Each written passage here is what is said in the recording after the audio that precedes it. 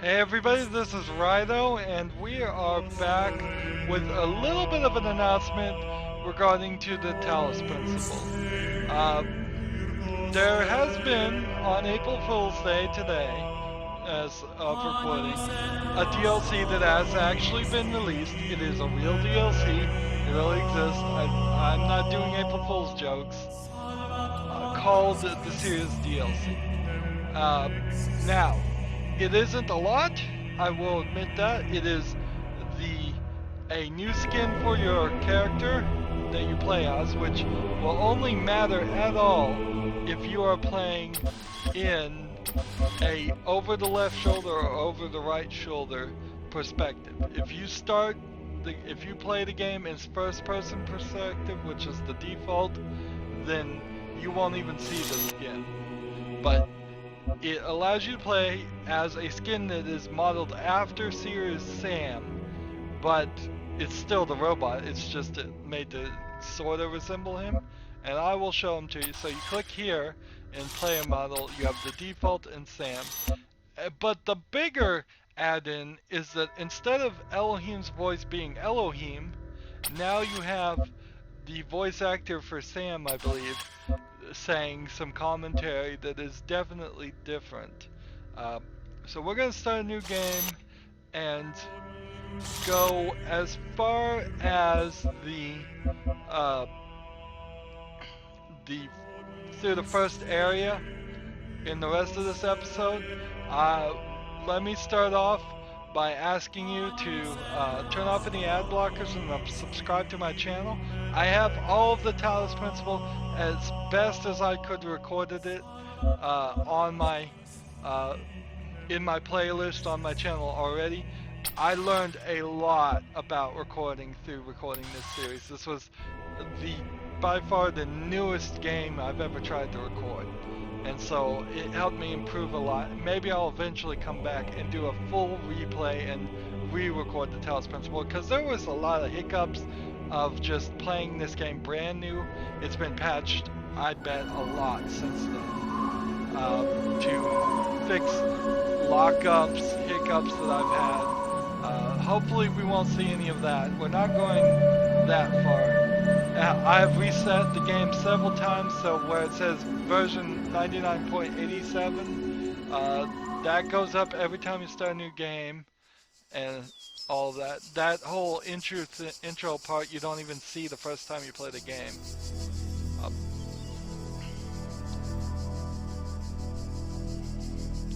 So here's the over-the-shoulder perspective of... Behold, child, you are risen. Nah, that's not really my style. Dance, monkey! You don't even know why you're here, do you? Tell you what, if you can find my temple, I might let you know what's going on. So we're gonna do a bit of a speed run. As you can tell, that was not what was said at first at the beginning of the game. The dialogue is different, and so in that I feel like this is a substantial DLC. Oh, by the way, did I mention it is free right now? Yeah, go get it. If you own the Talos Principle, or have ever thought about buying the Talos Principle, buy it now and get this free DLC. It is free between April 1st today and April 7th. And then it will be $3.99. Now, I don't know if I would say this is worth $3.99 for what is essentially a good joke. But free cannot be beat. So having some different dialogue can't beat that thought. So very good. You figured out how to walk. Look around and find the Tetris pieces. Try not to die in the process. So no fear of using the phrase Tetris pieces, apparently.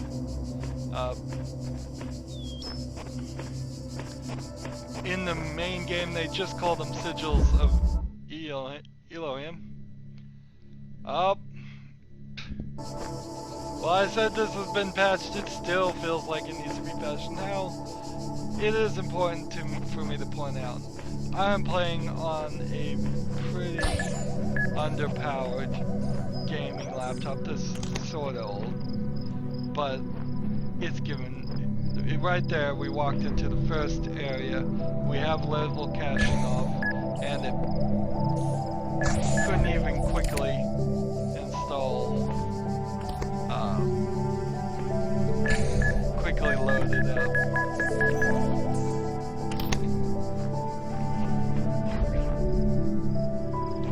So, we may not even go as far as I thought I was gonna go.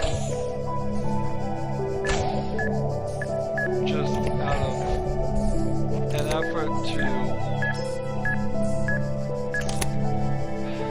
not have these issues.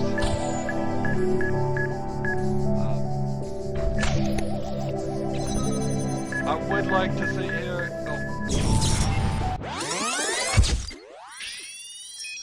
So much for a perfect run.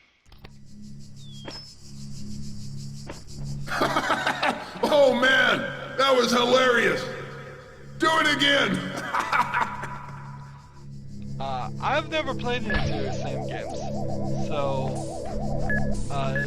he has a real gruff voice, and I know it's a comedy type game. It's supposed to be like a more parody-ish version of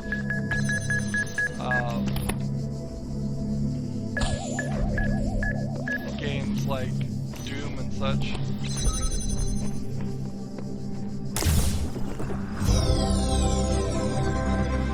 I only need 3 puzzles. 2 more to go.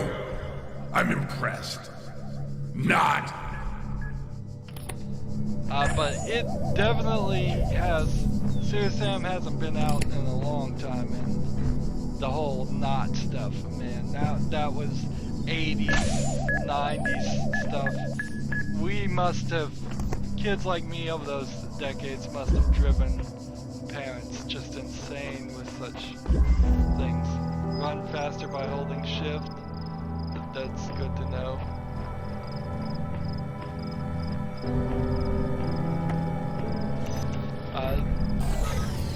This reminds me of one thing I've contemplated, is that Duke Nukem, which is a very similar game, I think, at least in my mind, and what I think to Serious Sam. They had their latest failure, Duke Nukem Forever, that took like 15 plus years for them to finally release it because of just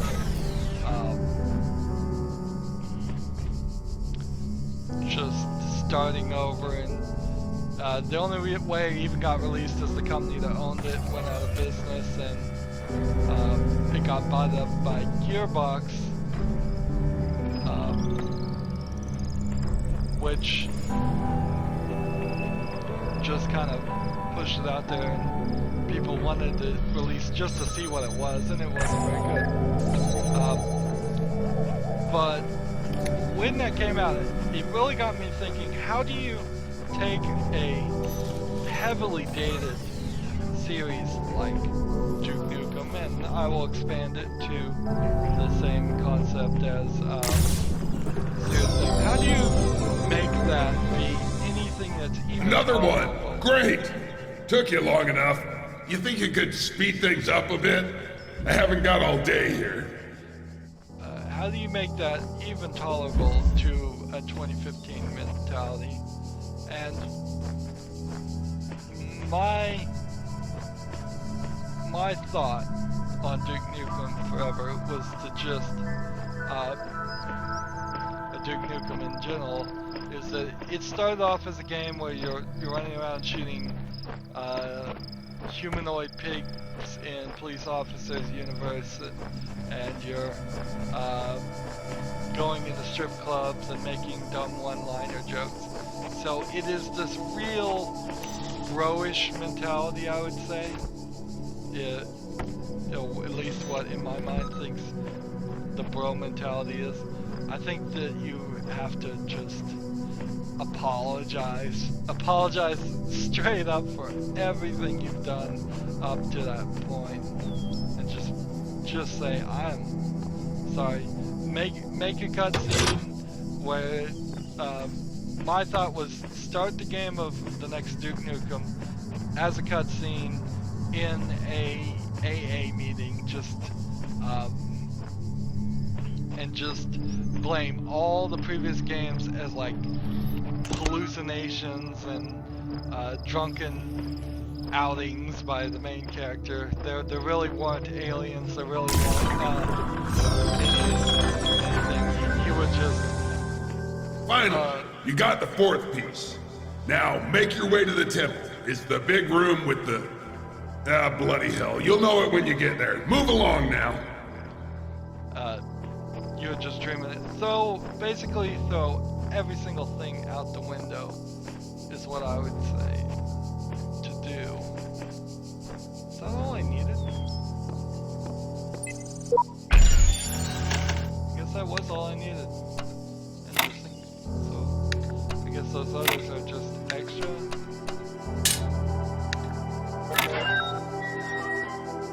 Really?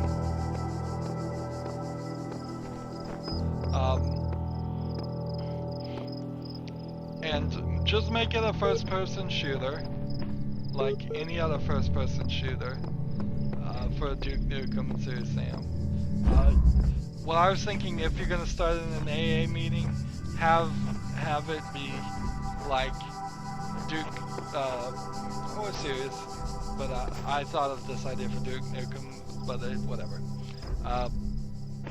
Have it be a situation where he finds someone he's actually committed to and in love with, and then right as he's in this AA meeting and holding her hand, like a gang shoots through the wall and shoots her and she dies, and then you have this whole revenge plot going. You could throw alcohol as a mechanic in there, and so if you do continue to drink alcohol, you will start hallucinating, and the gang members will start to look like the pigs, or look like the aliens, or look like whatever they used to look like, but in a much more graphical, updated fashion. And so you can either go sober and see them as humans, or you can get drunk in your grief and see it there. But that's all. Just step into the disintegration beat. Step into the teleporter. Yeah, it's a teleporter, that's it. No, really, it's a teleporter. I'm just messing with you. Ready to energize, Captain. He's got a lot of dialogue, to get back to talking about this for a second. He's got a lot of dialogue here that it might be very well worth it, even if you played the Talos Principle, to turn around and play it again just to hear what he's gonna say. As long as it keeps going. I hope it doesn't just like peter off once you get halfway through the game. I don't know either way. I can't really afford to spend the time right now. I've got other games and other series that you can check out on my playlist to see that. But yeah, when the eventual next Duke Nukem or Serious Sam comes out, it's gonna be a first-person shooter, so it just needs to be a first-person shooter set in the real world. There isn't room, in my opinion, in 2015 for first-person shooters revolving around aliens attacking or monsters, and it being this jokey 90s bro mentality thing. It just doesn't play anymore. It barely even played back then. It's something, as a 8-year-old, I would kind of think, oh, that's kind of funny, but would I really want to play the whole game through? No, I didn't play any of the Serious Sam games. I didn't play any of the Duke Nukem games. I think I may have played one for maybe an hour or two, and that was only because it was like some demo CD. So, yeah. The closest thing you can get to is the stupidity of like Borderlands, where that still kind of plays, but even they miss the mark every now and then on Borderlands. And so if you want to go towards that way, that kind of makes sense, and that explains why Gearbox, the creator of Borderlands, would have been interested in buying the Duke Nukem franchise, because they could easily take that same mentality and try and double up on the number of first-person shooters that they play. And then, of course, Borderlands has its own skill trees and randomly generated guns, where Duke Nukem could be more story and streamlined and only have a limited amount of guns. And the monkey continues to dance. I gotta admit, I honestly didn't expect you to make it this far. I suppose you were expecting an explanation. Tough luck. I'm bored. There's a bunch of doorways with puzzles. You'll figure it out. Well, probably not. I still think you look too stupid for this game, but hey, infinite monkeys, infinite typewriters, right? So, we got to the temple, we heard what he had to say. It doesn't seem like they're gonna hold back on the new dialogue. This is definitely a slight motivation to continue playing it. Now, if you want to double your playtime, go on. Try and get those pesky little stars. I'll stand here and watch. Wake me up when you get one.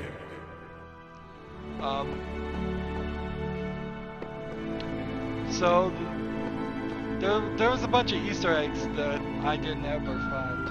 All kinds of Easter eggs. There would be another good reason if you wanted to play the Talos Principle again. Easter eggs such as this, walking through this wall into a area. So that's a little bit of if you wanted to play it again. Now the real DLC, the Road to Gehenna, Gehenna meaning hell, it's an ancient Hebrew for hell, is going to be out pretty soon, and that's going to be new puzzles. I wouldn't be surprised if it adds some new elements to make puzzles a little bit more varied. Will I be doing a series on the Road to Gehenna? Maybe, maybe not. The problem with my series that isn't my fault. There was plenty of things with my series that were my fault. It's just being unable to record and then locking up, and even here on this little presentation we've seen a little bit of hitching, but we didn't really have any locking up. But the problem is that series cost me $35 to buy the game, which it cost everybody else, so I can't really complain.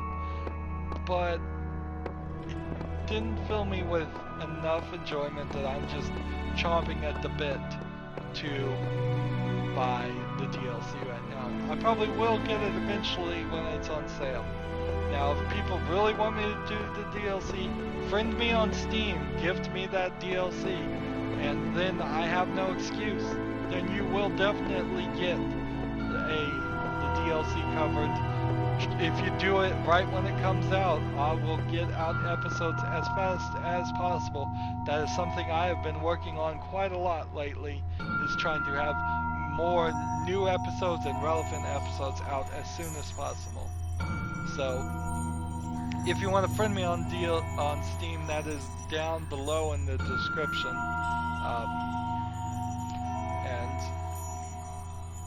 And that would definitely help it.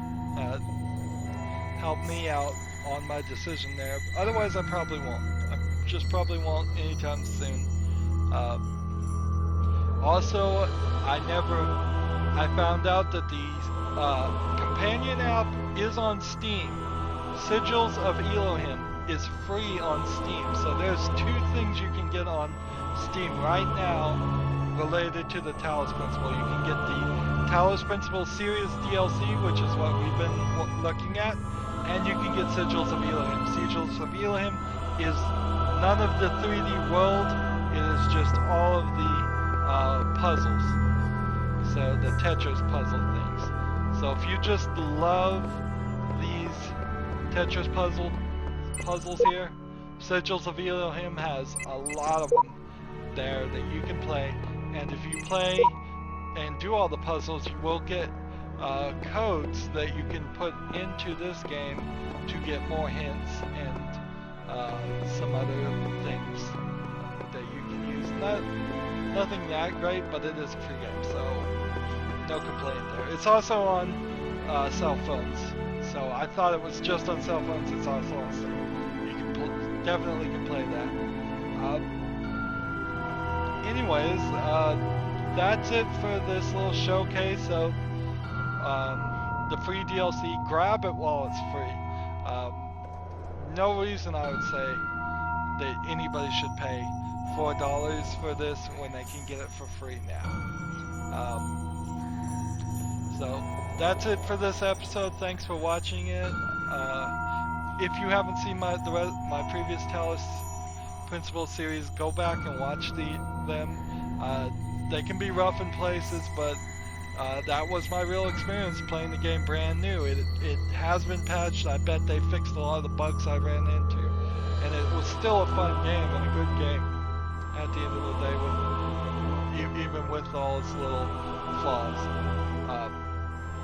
So, as I wrap up all my episodes, as always, I ask that you like this video, share it, subscribe to my channel, comment on it if you want to, and watch every second of all my videos. All that helps me out with YouTube. If you want to support me further through fan funding, you can click on my name, Rydo. That'll take you to my main YouTube page. On the right will be a blue button that says support this channel. Any amount you donate will be greatly appreciated. If you want to follow me on Steam, or friend me on Steam, or battle.net, or follow me on Twitter or Google+, all that information is down in the description. Thank you for watching this. Go get this free DLC. Have some fun with it. Have a good evening.